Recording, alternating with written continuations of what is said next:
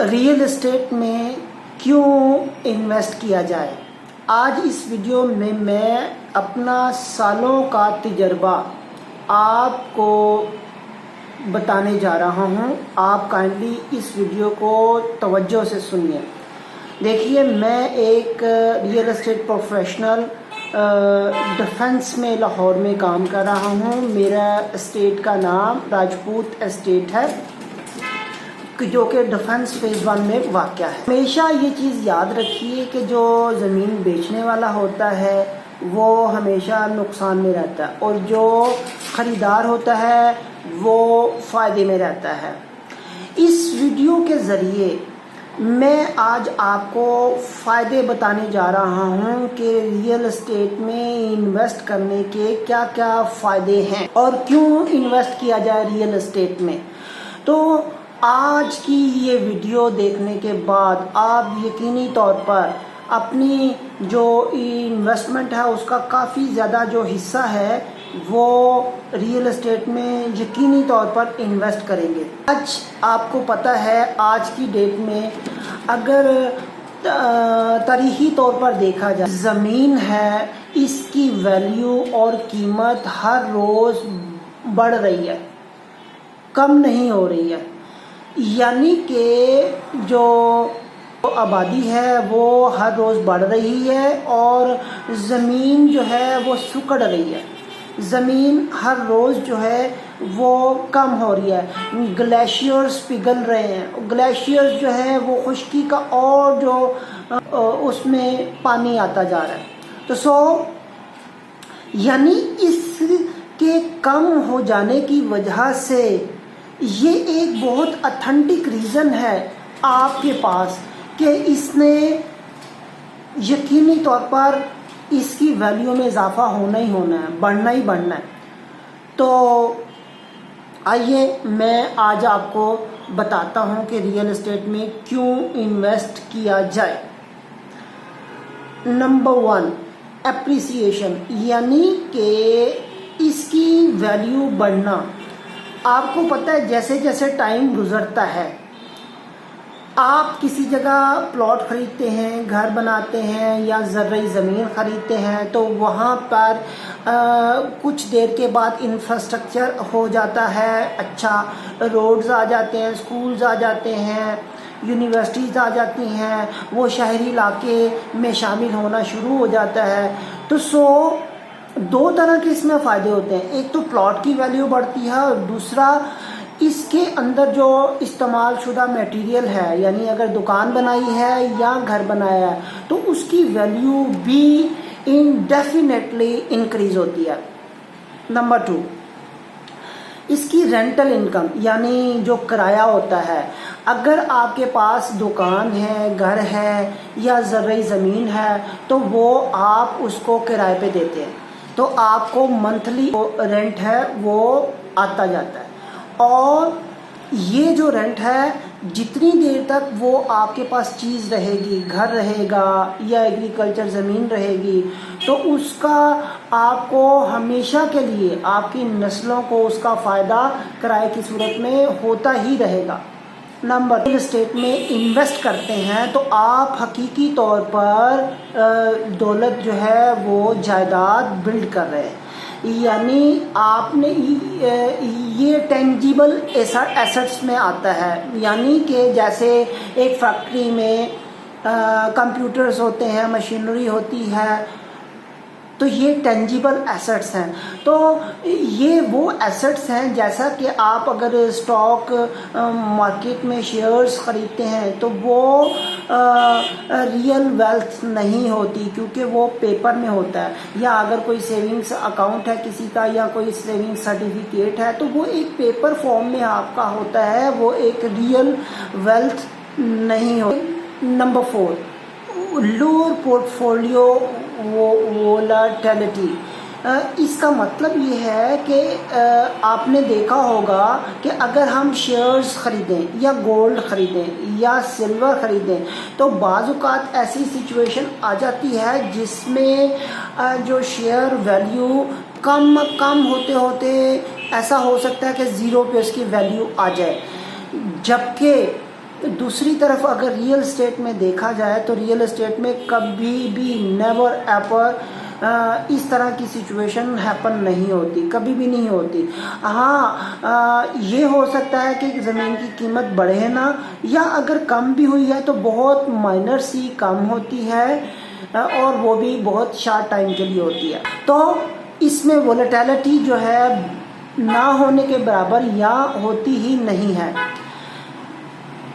5, इसमें रिटर्न जो है बहुत हायर होते हैं, यानी ख़ास तौर पर जब रियल एस्टेट में इन्वेस्ट किया जाए लॉन्ग टर्म के लिए। शॉर्ट टर्म के लिए इतना फ़ायदा नहीं होता रियल एस्टेट में, लॉन्ग टर्म के लिए बहुत ज़्यादा फ़ायदा होता है, और इसमें रिटर्न भी बहुत डबल ट्रिपल और इससे भी ज़्यादा में होते हैं अगर हम लॉन्ग टर्म के लिए इन्वेस्ट करें। जबकि शेयर्स या गोल्ड या सिल्वर, आपको पता है गोल्ड या सिल्वर ये तो प्राइसेस अप डाउन होते रहते हैं। शेयर्स भी जो है वो उसमें आप डेफिनेटली नहीं बता सकते कि ये अप होंगे या नहीं, वो ज़ीरो भी हो सकते हैं। तो इसमें जो रिटर्न होता है वो बहुत ज़्यादा हाई होता। देखिए नंबर 6 है इसमें कि इसमें लेवरेज जो है ना काफ़ी हद तक होता है। लेवरेज का मतलब ये है कि आप प्रॉपर्टी को किसी के पास रख के, यानी किसी मालियाती इदारे या बैंक्स या इस तरह के मिलते जुलते इंस्टीट्यूशंस हैं, उनको अपना जो रियल एस्टेट है देकर आप लोन ले सकते हैं। चाहे आपने कोई नया घर बनाना है, या घर के ऊपर कंस्ट्रक्शन करनी है, या आपने शादी करनी है, या आपने तालीमी कोई फंड रिलीज़ कराना है, तो बआसानी इन मालियाती अदारों से आप लेवरेज कर सकते हैं रियल एस्टेट को।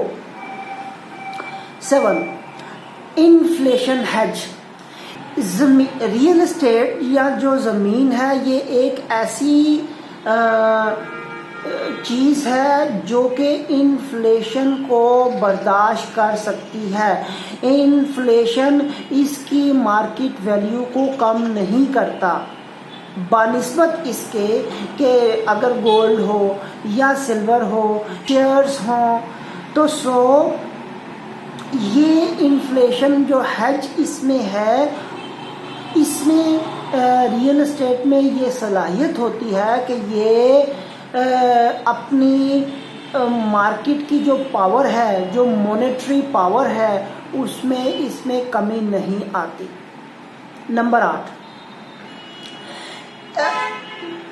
Tax advantages. बहुत ज़्यादा कंट्रीज़ में बहुत ज़्यादा टैक्स बेनिफिट्स होते हैं, और ये कंट्री टू कंट्री वेरी करता है। 9, आप अगर रियल एस्टेट में इन्वेस्ट करते हैं तो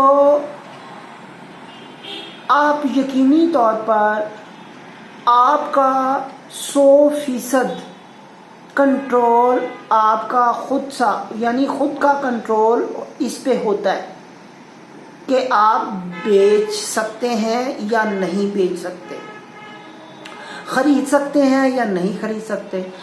तो देखिए,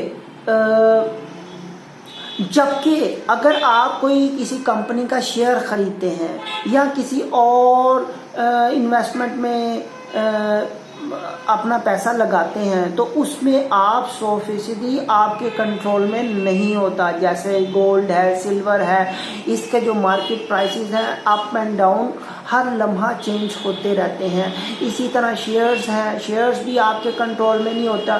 कुछ मैनेजरियल पोजीशन वाले लोग कंपनी के वो उसको मैनेज कर रहे होते हैं। 100% ये आपके हाथ में होता है, आपके कंट्रोल में होता है। 10, रियल एस्टेट में इन्वेस्ट करने का ये एक बहुत बड़ा फ़ायदा होता है कि आप अपनी जो नेट वर्थ है उसको प्रिडिक्ट कर सकते हैं। आप रियल एस्टेट जिसमें इन्वेस्ट किया हुआ है, फ़र्ज़ कीजिए کہ آپ چاہتے ہیں کہ 10 سال بعد میں بتاؤں کہ اس کی مالیت کیا ہوگی، تو آپ اس کی رینٹل ویلیو کو بھی انالیسس کر سکتے ہیں، آپ اس کی جو اینول گروتھ ہے اس کو بھی انالیسس کر کے آپ اس 10 ایئرس کا نکال سکتے ہیں کہ 10 ایئرس کے بعد میری یہ جو انویسٹمنٹ ہے کتنا گروتھ حاصل کر لے گی۔ 11، ریئل اسٹیٹ میں انویسٹ کرنے کا جو سب سے زیادہ فائدہ ہوتا ہے وہ سوسائٹی کو ہوتا ہے۔ کیسے؟ دیکھیے، سوسائٹی کو اس سے گھر ملتے ہیں، یعنی سوسائٹی کے رہنے کا بندوبست۔ دیکھیے، ریئل اسٹیٹ کے ساتھ 40-50 اور انڈسٹریز اٹیچ ہیں، جیسا کہ لوہا ہے، اینٹیں ہیں، سیمنٹ ہے، بجری ہے، کھڑکیاں ہیں، ایلومینیم ہے۔ تو یہ ساری انڈسٹریز جو ہیں ڈیپینڈنٹ ہوتی ہیں ریئل اسٹیٹ کے ساتھ۔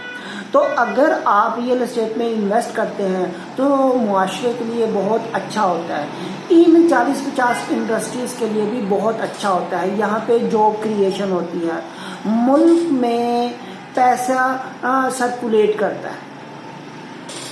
13،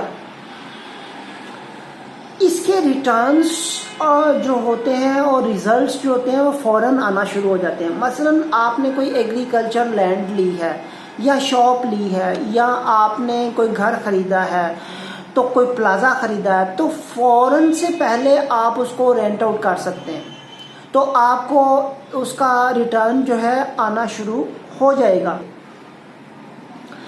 دیکھیے، اس میں لاسٹ میں جا کے میں آپ کو کچھ اس کے 2-3 اہم نوٹ بتاؤں گا جو کہ آپ نے لازمی اس کو دیکھنا بھولنا نہیں ہے۔ اور 14واں کہ بعض کنٹریز ایسے ہوتے ہیں جہاں پر آپ ڈیپریسیشن کلیم کر سکتے ہیں اپنے ٹیکس میں، یعنی کہ جو انویسٹر ہوتا ہے وہ اپنے کلیم میں، کیونکہ آپ کو پتہ ہے کہ جو پراپرٹیز ہوتی ہیں، جو گھر ہوتے ہیں، یہ جو پلازا ہاؤس ہوتے ہیں، جو شاپ ہوتی ہے، ان کی وقت کے ساتھ ساتھ جو ہے ڈیپریسیشن ہوتی ہے، مرمت کرانا ہوتی ہے، یا اور بلڈنگ کی عمر کم ہوتی جاتی ہے، تو وہاں پر ٹیکس بینیفٹس جو ہیں کچھ کنٹریز والے الاؤ کرتے ہیں کہ آپ ڈیپریشیشن کلیم جو ہے کر سکیں۔ 15واں، دیکھیے، ریئل اسٹیٹ میں انویسٹ کریں گے تو آپ کو یہ ایک یونیک وے ہے دولت بنانے کا، ایکویٹی بنانے کا۔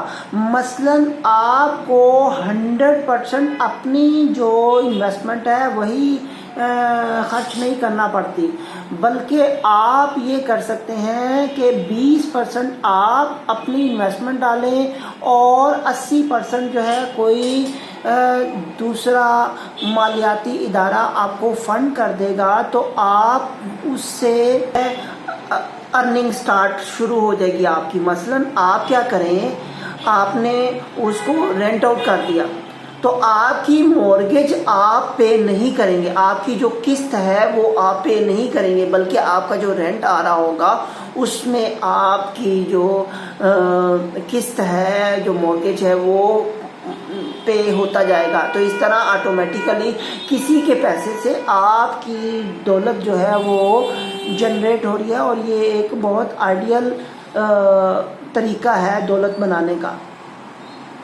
دیکھیے 16واں، یہ آج کل کے جو ماڈرن زمانہ ہے اس میں آپ کو ساری رقم خود ڈالنے کی ضرورت نہیں پڑتی، آپ بہت سارے مالیاتی ادارے ہیں جن سے مدد لے کر آپ انویسٹمنٹ کر سکتے ہیں، کوئی چیز خرید سکتے ہیں۔ بس ان کا منیمم ایک ہوتا ہے کہ 10% آپ ڈالیں، 10 یا 20 جتنا بھی، یہ بینک ٹو بینک یا مالیاتی ادارے ویری کرتے ہیں، تو کچھ 30% ڈیمانڈ کرتے ہیں۔ تو اس کا مطلب یہ ہے کہ 20% آپ دیں گے اور 80% وہ مالیاتی ادارہ دے گا، تو اس طرح کولیبوریشن سے وہ آپ کو پراپرٹی بائی کر کے دیں گے۔ تو اس میں ون ون سچویشن ہے۔